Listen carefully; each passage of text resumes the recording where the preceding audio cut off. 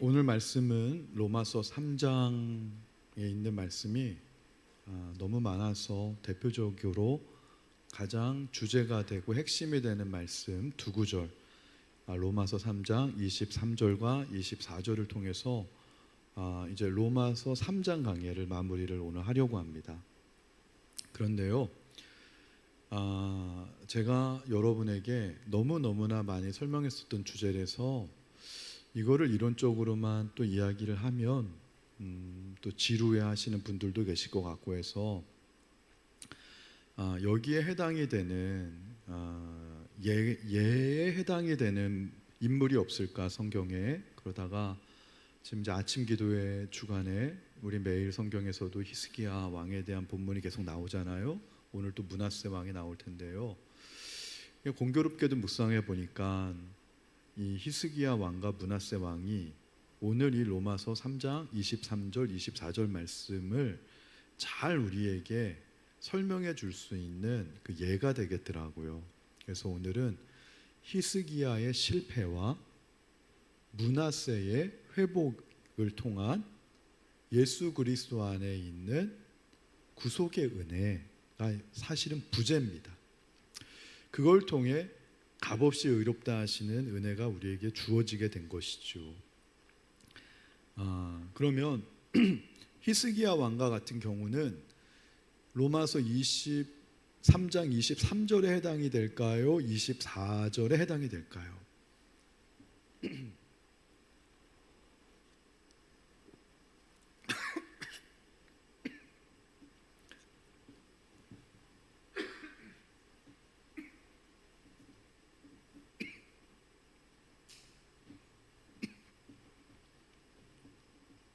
죄송합니다. 반주 잠깐만 해주시죠. 아무거나.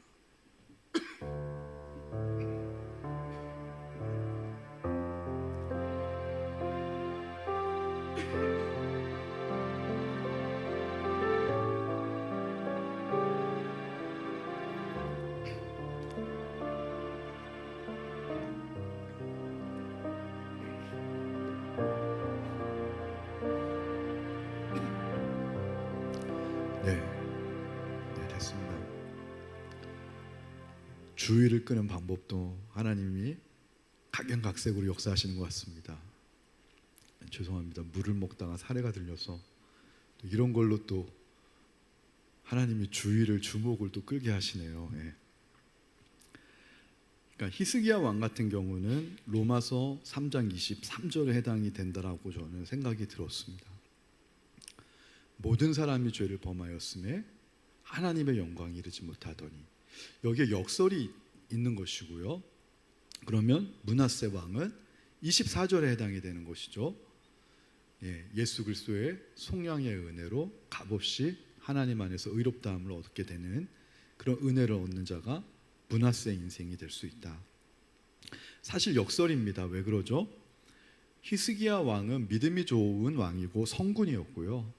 므낫세 왕은 가장 악하고 믿음이 없는 왕으로 유명했던 왕이었어요. 그러니까 이게 사실은 거꾸로 되어야 될 것 같지만 이게 또 사실은 이렇게도 된다라는 것이죠.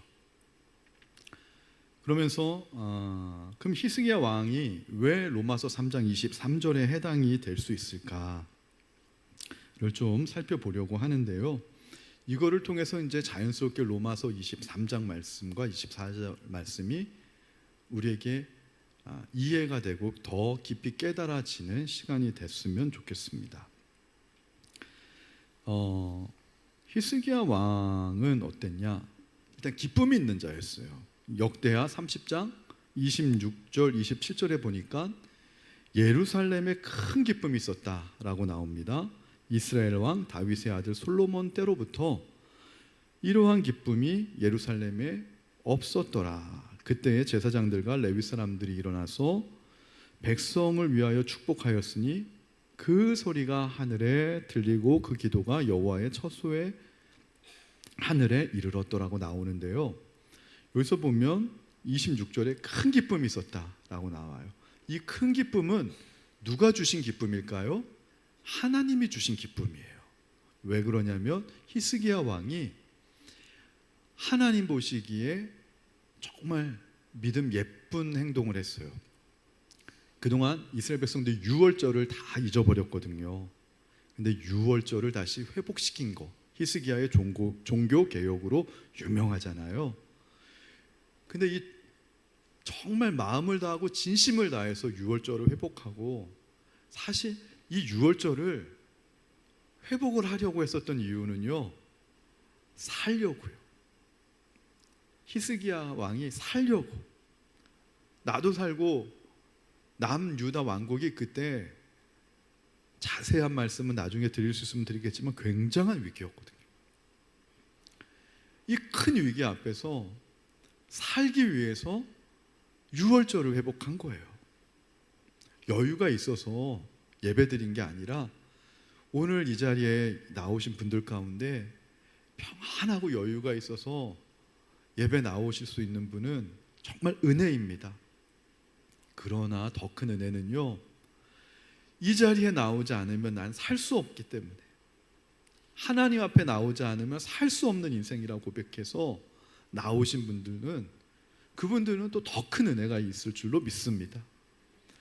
히스기야 왕이 그랬던 거예요. 정말 묵상을 해보니까 살기 위해서 했더라고요. 자세한 설명은 다 하면은 시간이 없어서 길어져서 다 못해요. 제 말을 믿으시면 돼요. 정말 절박한 마음으로 유월절을 회복했는데 이걸 하나님이 기쁘게 보셨다라는 거예요. 그런데 여러분, 이 기쁨이라고 하는 뜻이 뭘까요? 제가 생각해 보니까, 묵상하면서 하나님 지혜를 주세요, 이 기쁨이 뭐죠? 했더니만 이 기가 좋은 기운이라는 거예요. 하나님이 저한테 주신 깨달음은. 그리고 이 뿜이 뿜어져 나온다라는 거예요. 좋은 기가 뿜어져 나오는 게 기쁨이라는 거예요. 여러분, 기쁨의 축복을 받으시길 주님의 이름으로 축원합니다.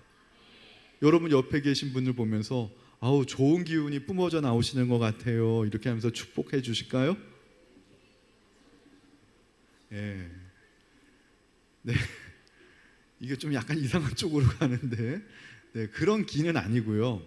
이 기가 뭐냐, 오늘 27절을 제가 보면서 해석을 한 게 뭐냐면, 유사 이래로, 솔로몬 이래로 이러한 큰 기쁨이 없을 정도의 기쁨은 하늘로부터 내려온 건데, 사실은 남유다 왕국이 이때요 별로 남아있는 게 없었어요. 곳간이 남아있는 게 없었고 상황은 절망적이었는데도 불구하고 하나님과 사람과 그동안 죄로 막혀 있었던 것들이 유월절을 회복하면서 뚫려버리고 연결이 되니까요, 하늘과 사람이 연결이 되니까 막혀있던 게 뚫리는 거예요.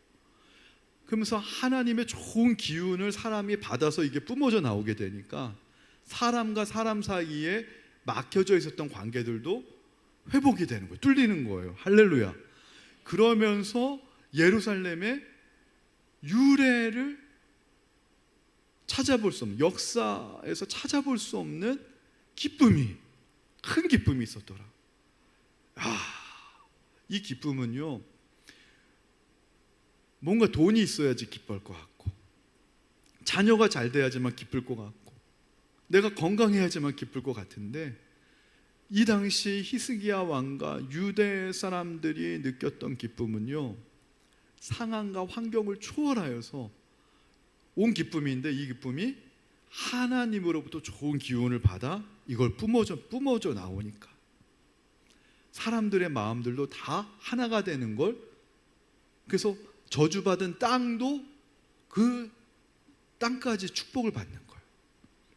하늘과 사람과 땅이 하나로 연결돼서 기뻐하니, 저는 이게 삼위일체적인 대동단결의 모습이 이때 구현이 된 게 아닌가. 그래서 히스기야 왕을 성경은 어떻게 평가하냐면, 열왕기하 18장 7절에서 형통하였더라. 그 형통의 근거가 하나님이 함께 하시니까 히스기야 왕이 어딜 가든지 간에 형통하였더라. 그래서 아수르 왕이 그 당시 때 최강대국이었는데 아수르 왕을 섬기지 아니하였다는 거예요. 왜요? 나에게 기쁨을 주시는 하나님만 섬기면 됐던 거예요. 할렐루야. 이게 복선인데요. 그런데 이렇게 꽃길만 걸어갈 것만 같았던 히스기야 왕에게도 위기와 고난이 찾아오는 거예요. 늘 인생은 그런 겁니다. 위기와 고난의 연속입니다. 네. 기쁨도 잠시. 그 위기와 고난이 뭐냐면, 여러분 히스기야 왕이 29년을 다스렸거든요. 왕으로 29년 동안 재위하고 6년이 딱 지났을 때요, 충격적인 사건이 벌어집니다. 이스라엘은 북이스라엘과 남왕국 유다로 이렇게 존재해 있었잖아요. 서로 둘이 으르렁거리고 앙숙 같아도 또 그래도 하나님을 믿는 선민이라고 하는 공동체 의식은 있었단 말이죠.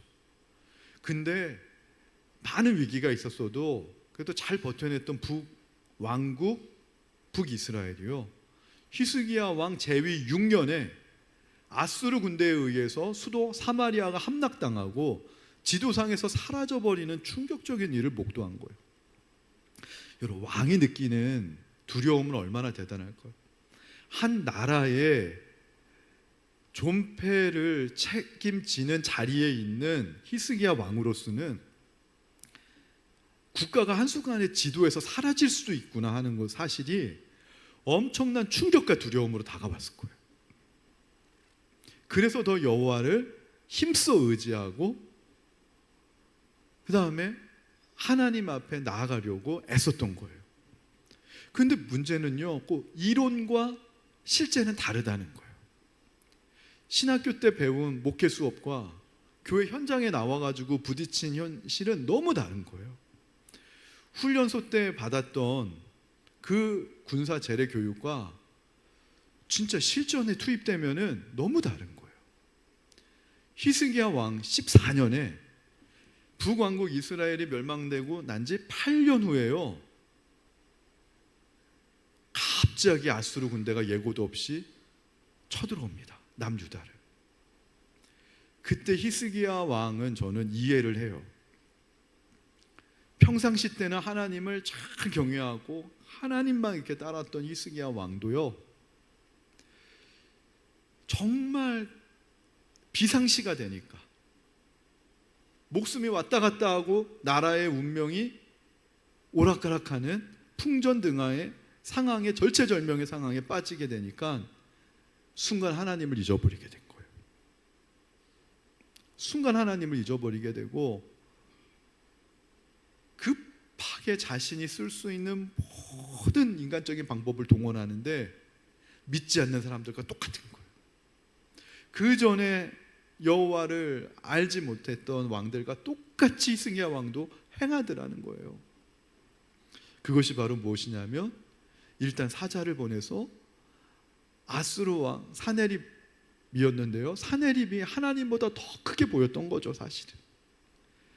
그래서 사네립 왕이시여, 당신이 시키는 대로 내가 다 할 테니까 우리 국가만 좀 목숨만 살려달라, 연명하게 해달라, 나라 타이틀만 달게 해달라, 막 그렇게 엎드렸습니다. 그러니까 사네립 왕이 이거 봐라 하면서 막대한 요구를 합니다. 은 300달란트, 이것만 해도 대단한 거거든요. 아마시아 왕이 국군을 걸고 북이스라엘의 용병을 구할 때 예전에 은 300달란트, 정말 1년 예산의 상당한 부분을 차지하는 작은 나라에 있어서 그것만 그치지 않아요. 금 30달란트까지 더 추가. 이거를 마련하기 위해서 히스기야 왕이요, 성경을 보니까 모든 왕궁의 그 보화 창고를 다 털고요, 그것도 국고를 다 털는 것도 부족해서 건들면 안 되는 성전, 하나님의 성전에 입혔던 금, 은 다 벗겨가지고 몽땅 아수르 왕 사네립 왕한테 이거를 뇌물로 바쳤어요, 조금. 사네립 왕이 처음에는 이것만 주면 나 돌아갈게 했는데 여기에 하나님이 역사하십니다. 히스기야를 사랑하시는 하나님의 방식, 하나님의 자녀를 사랑하시는 하나님의 방식 뭐예요? 아수르 사네립 왕의 마음을 더 강팍하게 해가지고요, 약속을 어기게끔 만드는 게 하나님이 하나님의 자녀를 사랑하고 다루시는 방식입니다. 사네립 왕이 볼 때 야, 이거 털면 너 나오겠다. 유다 조그맣다고 해가지고 내가 우습게 봤는데 이 막대한 은 300달란트와 금 30달란트를 해내네. 이거 쥐어짜면 더 나올 것 같네. 사내리방의 욕심을 더욱더 부추겨가지고 누가요? 하나님이에요. 약속을 어기고 2차 공격을 감행하는데요, 드디어 히스기야 왕 코앞에까지 온 거예요. 그렇게 되니까 히스기야 왕이 어떻게 되죠? 이제는 뇌물을 더 주고 싶어도 남아있는 게 없어요. 내가 더 이상 가용할 수 있는 내 재원도 없고 내 능력도 없고 힘도 없어요. 그제서야 히스기야 왕이 회개를 하는 게 열왕기하 19장 3절 말씀입니다. 열왕기하 19장 3절에서 하나님의 선지자 이사야 선지자가 그때 히스기야 왕과 같이 활동했을 텐데 사절단을 보내서 이렇게 고백을 합니다. 오늘 내가 아수르의 사네리 왕으로부터 그냥 너무나 내가 치욕과 모욕을 당하는 날이 되었다. 환난과 징벌과 모욕의 날을 맞이했다. 그래서 사실은 이 날이 아이를 낳을 때, 날을 때라는 거예요. 이 고백이 뭐냐면 만군의 여호와의 이름을 모욕하는 사람이 옛날에 골리앗이었단 말이죠. 골리앗이 여호와의 이름을 모욕할 때 누가 나갔습니까? 다윗이요. 다윗이 하나님의 이름으로, 만군의 여호와 하나님의 이름으로 나아가서 골리앗을 무너뜨렸단 말입니다. 히스기야 왕이 말씀을 잘 묵상하는 왕이라서 알았던 거예요. 사네립 왕이 얼마나 히스기야와 유다와 뭐 모욕하면 좋은데 그걸 넘어서서 너희의 여호와 하나님도 막 모욕하고 막 그러니까 아이를 낳을 때가 됐는데, 다윗이 골리앗을 물리친 것처럼 내가 지금 사네립 왕을 물리쳐서 아이를 낳을 때가 됐는데 중요한 거 해산할 힘이 없는 내가 여인과 같습니다. 기도해야 되는 건 알겠는데 기도할 힘이 없어요.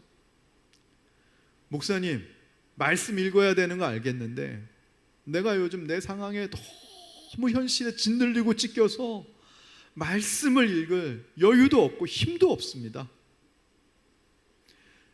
성경 말씀에 원수를 용서하고 사랑하라고 하는 건 내가 머리로 알겠는데 아이 낳을 때는 됐는데 내가 해산할 힘이 없네요.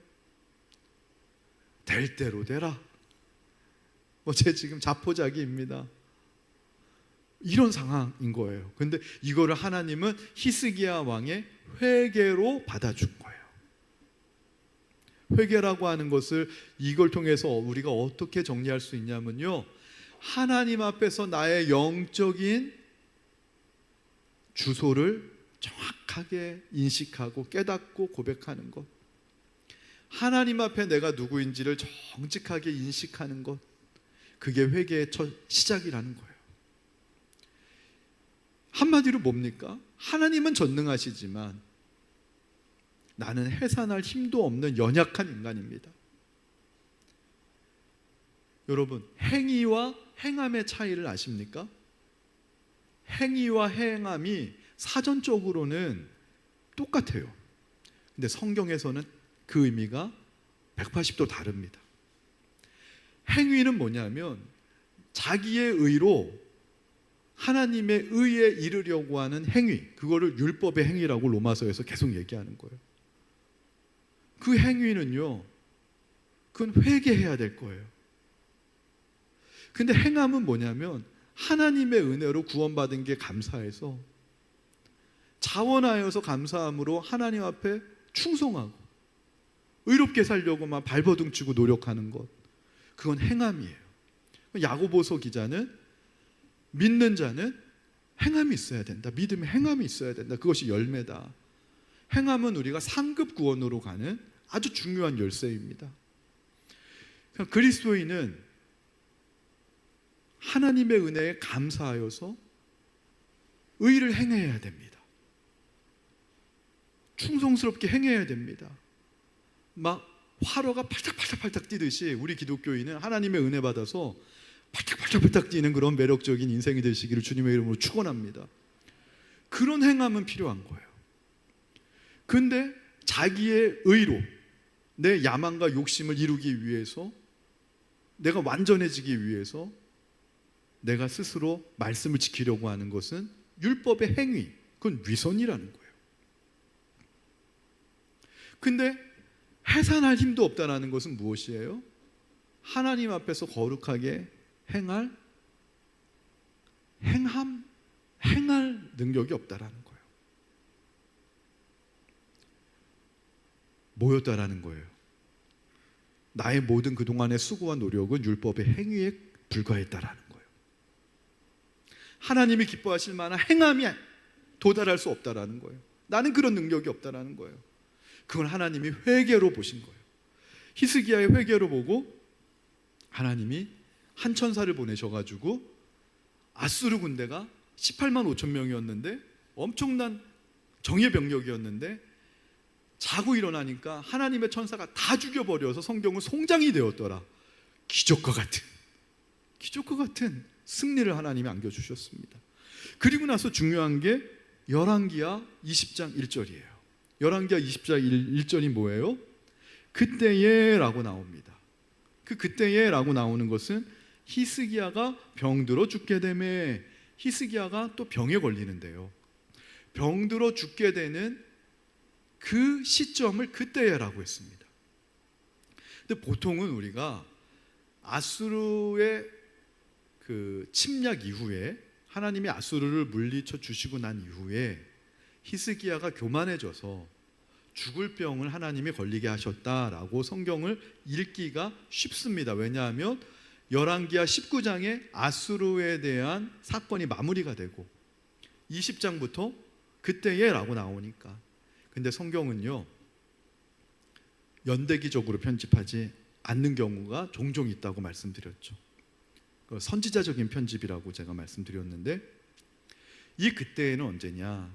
여러분, 제가 말씀을 묵상하다가 저도 어제 사실은 발견한 거예요. 어제 새롭게 발견한 건데, 히스기야 왕이 몇 년 동안 왕위에 있었다고 제가 아까 서두에 말씀드렸죠? 29년.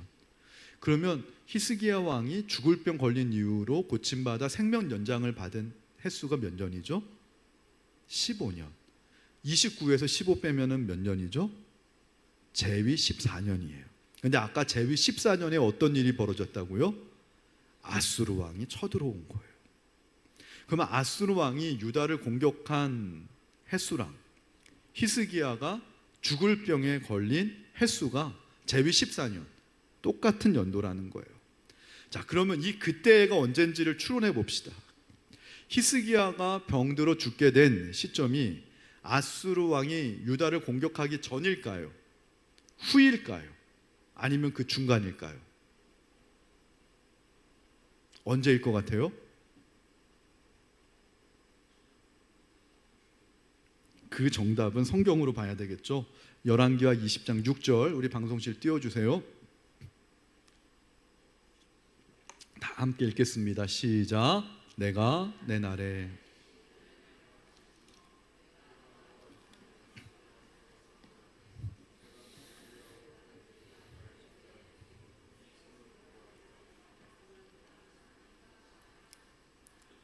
여러분, 하나님이 지금 히스기야를 병으로부터 낫게 해주시겠다는 거예요. 15년 생명 연장해 주시겠다는 거예요. 근데 그것만 해주시는 게 아니라 한 가지 더 해주시는 게 뭐예요? 아수르 왕의 손에서부터 구원해 주시겠다는 거예요. 만약에 이것이 아수르 왕이 쳐들어오기 전이나 후면은 아무 의미가 없어요. 그럼 그렇기 때문에 열왕기하 20장 6절을 근거로 할 때 히스기야 왕의 발병의 시기는 아수르 군대가 쳐들어와서 예루살렘을 포위하고 있는 그 중간이었어요. 그럼 다시 종합해 보면은요, 히스기야 왕이 죽을 병을 걸린 시점이 언제일까요? 결론이 나오는 거는 히스기야 왕이 평상시에는 하나님을 잘 섬겼다가 아수르 왕이 쳐들어오니까, 현실에 갑작스러운 위기가 오니까 하나님을 잊어버리고 아수르 왕한테 은 300달란트와 금 30달란트를 주면서 아수르 왕의 마음을 사려고, 자기의 힘과 능력으로 이 위기를 컨트롤하려고 하나님의 은혜 없이 하려는 바로 그 시점, 그때 아수르 왕이 어땠어요? 약속을 깨버렸죠. 그때 죽을 병에 걸렸을 확률이 높다라고 봅니다. 그러니까 히스기야 왕의 입장에는 어떻겠어요? 아수르 왕은 약속을 깨버리고 그대로 진격해오고 그거를 막을 국방력은 없고 회유할 돈도 없고, 근데 죽을 병까지 걸렸어요. 여러분, 히스기야 왕은 생계형 왕이었어요. 유월절 회복도 정말 살기 위해서 했고요. 면벽 기도도요, 히스기야 왕의 유명하잖아요. 면벽 기도, 하나님 살려주옵소서. 살기 위해서 한 거예요. 근데 그렇게 기도했어요.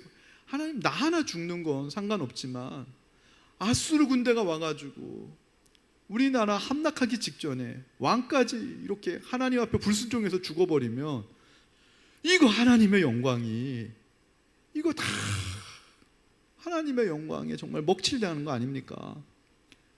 하나님, 우리 나라를 위해서라도, 하나님의 영광을 위해서라도 하나님 생명을 좀 더 살게 해달라고.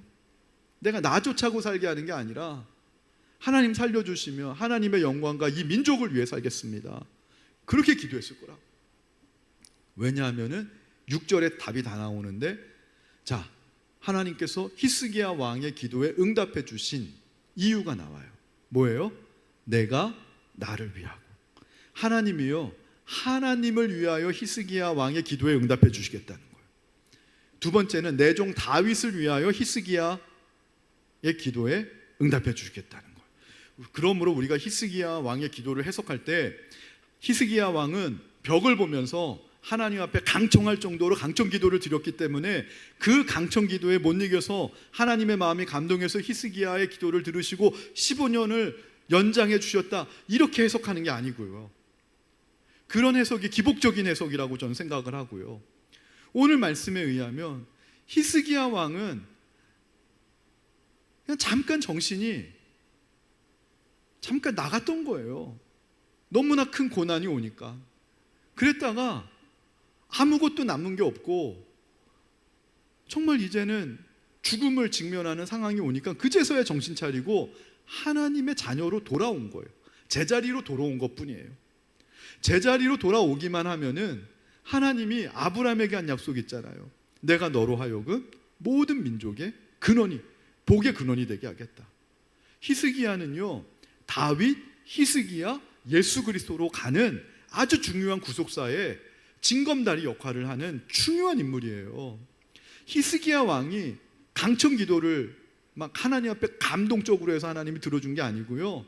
히스기야 왕은 제자리 정상으로만 돌아왔을 뿐인데, 그게 회개인데, 제자리로만, 하나님의 자녀라고 하는 그 위치로 제자리 돌아오기만 해도 아브라함에게 한 약속이 있어요. 내가 이 민족을, 너를 통하여 많은 민족을 나게 하고, 그 민족이 뭐라고요? 지난주에 제사장 나라 하시겠다는 거예요. 제사장 나라가 뭐예요? 작은 민족, 이스라엘이 많은 민족 가운데 수요가 작은 민족인데 작은 민족을 통해 많은 열방을 하나님께로 돌아오게끔 하는 제사장 나라의 역할을 히스기야도 해야 되는 거예요. 근데 히스기야가 제 위치에 있지 못할 때는 하나님이 하실 수 없는 건데 회개하고 제 위치에 돌아온 것 뿐이에요. 하나님 자녀라고 하는 본분으로만 돌아오면, 나를 위하여는 하나님이 아브라함에게 약속하신 그 말씀 때문에, 내가 약속은 내가 지키는 분이야, 하나님의 신실함을 위하여로 해석할 수 있겠죠. 그리고 다윗에게 약속하셨던 건 뭐예요? 다윗, 너가 내 마음에 합한지로 너의 왕위를 견고하게 하고 내 후손들을 면하지 아니하고 내 후손으로부터 예수 그리스도가 나게 하겠다. 이 약속이 있기 때문에 히스기야가 제대로 원위치만 하면은 복을 주시겠다라는 거예요.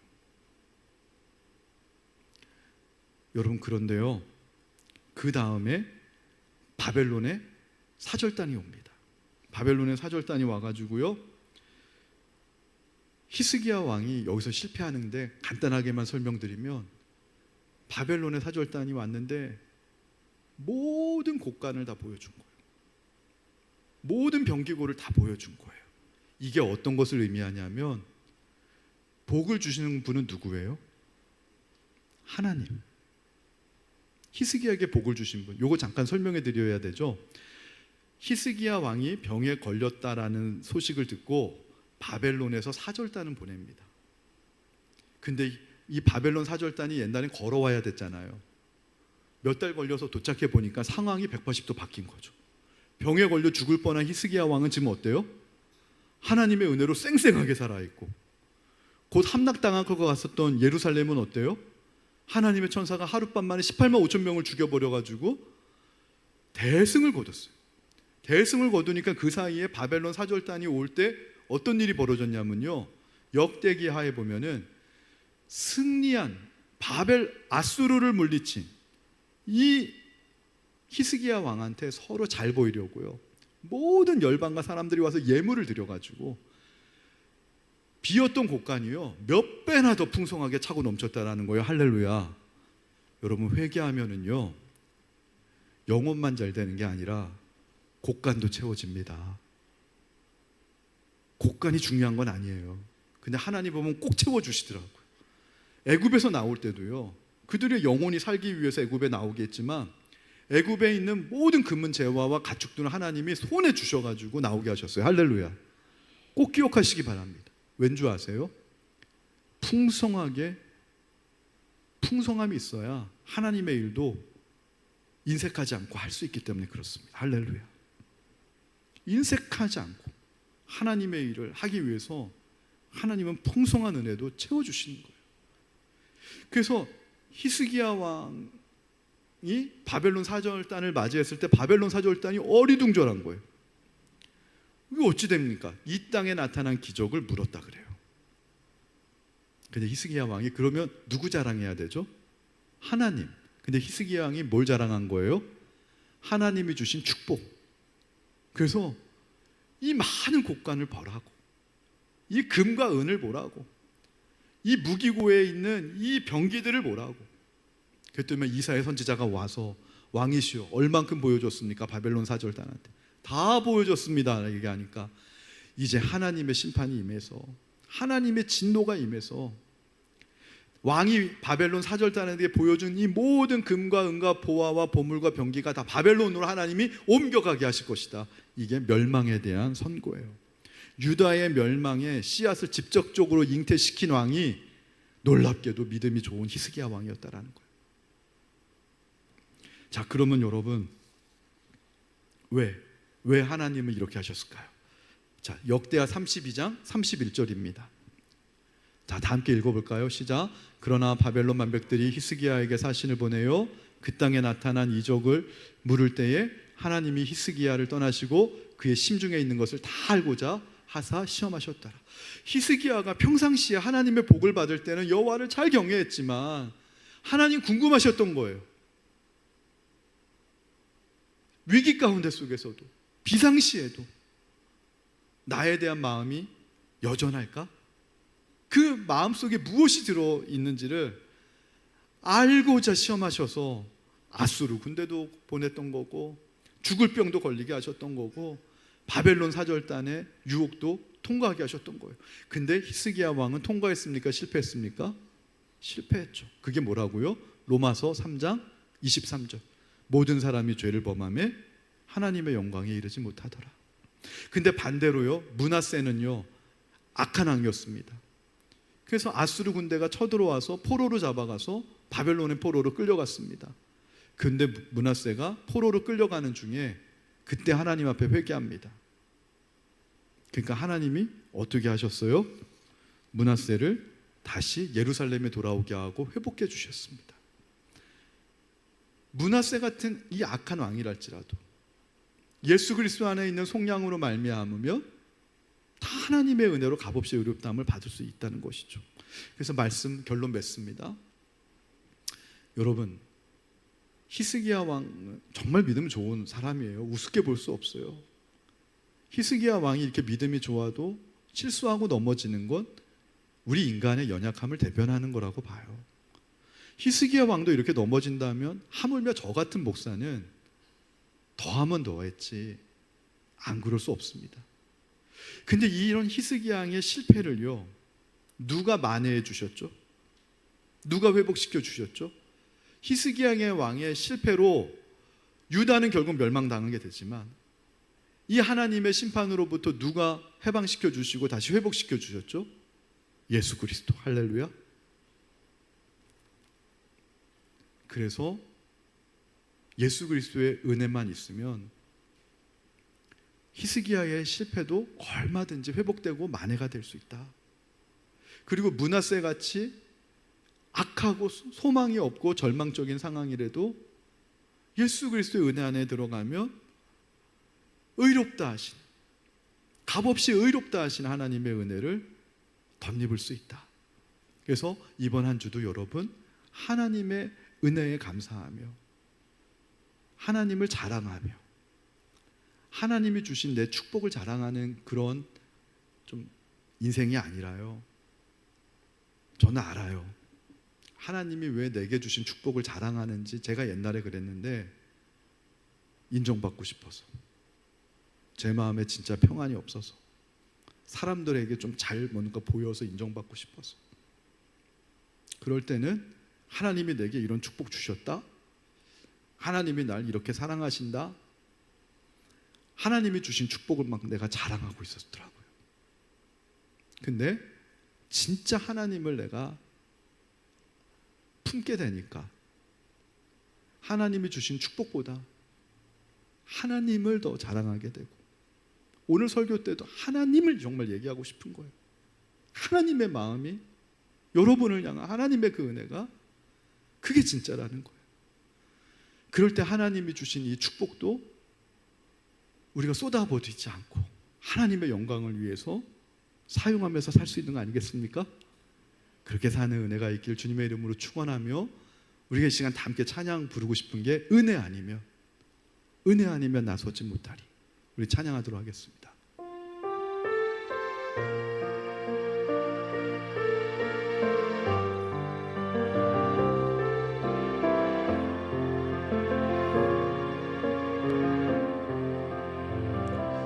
어둠 속에 매이던 내 영혼 갈 길 몰라 방황할 때에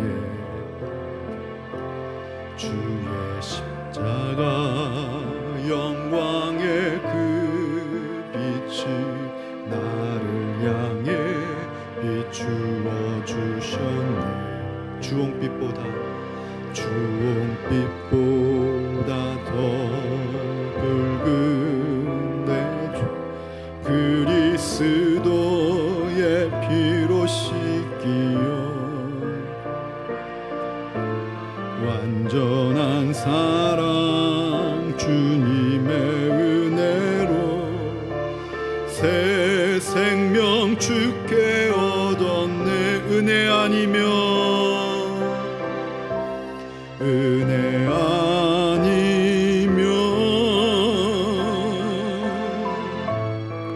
나서지 못하네. 십자가의 그 사랑, 십자가의 그 사랑 능력 아니면 나서지 못하네. 은혜 아니면 나서지 못하네. 나서지 못하네. 놀라운 사랑 그 은혜 아니면 나서지 못하네.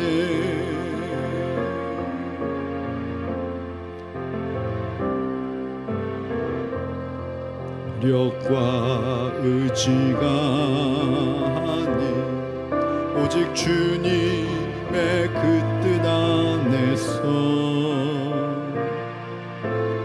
의로운 자라 내게 말씀하셨네. 완전하신 그 은혜 아니며 나서지 못하네. 우리 진심으로 고백합시다. 십자가의 그 사랑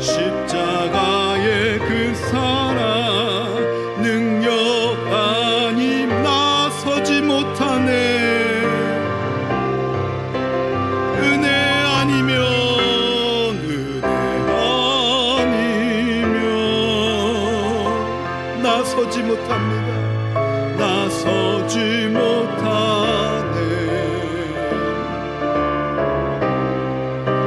놀라운 사랑 그네 아니며 나서지 못하네. 이제는 나 사는 것 아니 오직 예수 내 안에 살아계시니 나의 능력 아니 주의 능력으로 이제 주와 함께 살리라. 오직 은혜로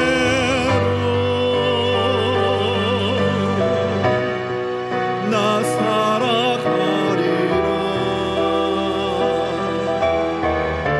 십자가의 그 사랑 주의 능력으로 나는 서리라.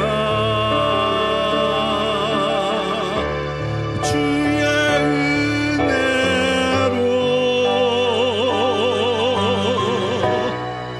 나 살아가리라.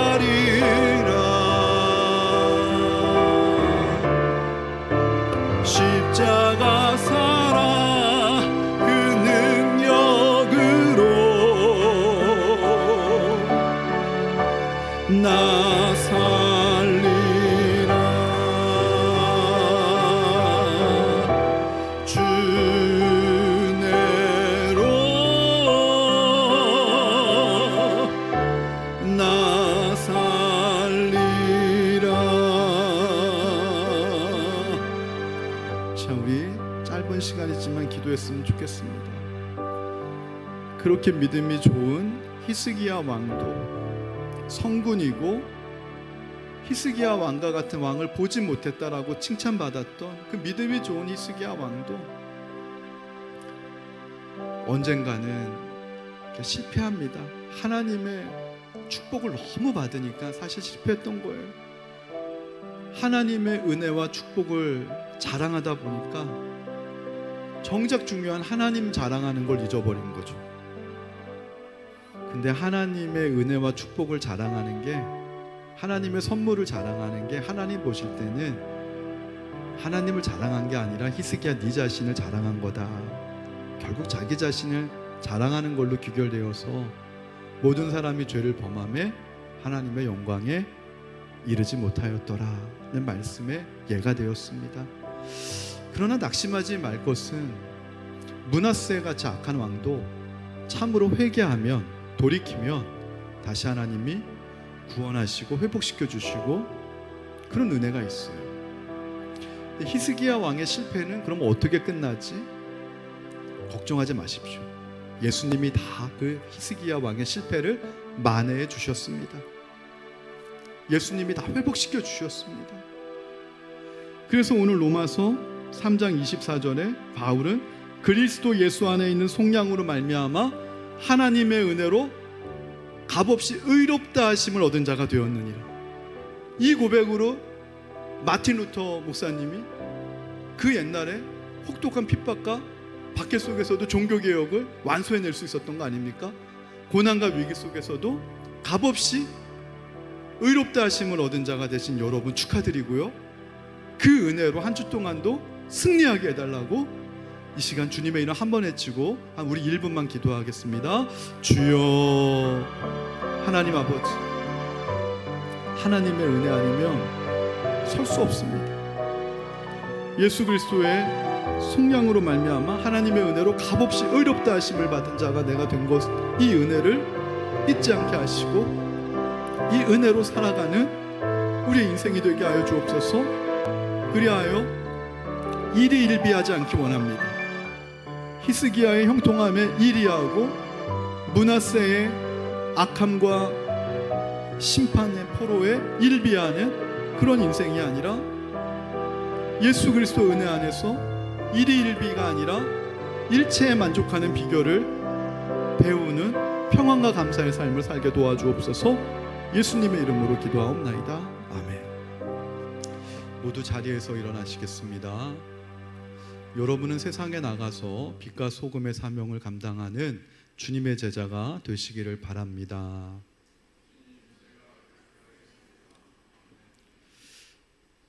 하나님, 오늘 이 자리에 모여 예배드리는 우리 성도님들을 기억하시고 한 주 동안 지켜주시고 은혜로 인도하시며 축복하여 주시기를 소원합니다.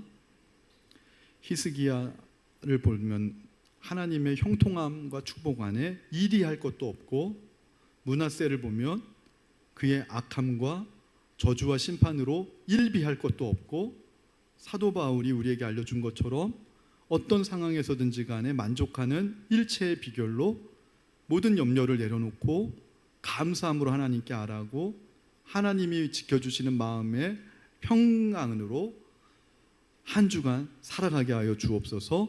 이제는 우리 주 예수 그리스도의 은혜와 하늘아버지의 지극하신 사랑하심과 성령의 감동하심이 은혜 아니면 설 수 없고, 은혜 안에서 견고하게 하나님을 향하여 믿음으로 달려가길 원하는 사랑하는 성도님들과 가정과 자녀들 위해 이제로부터 영원토록 함께 하시길 간절히 축원하옵나이다. 아멘.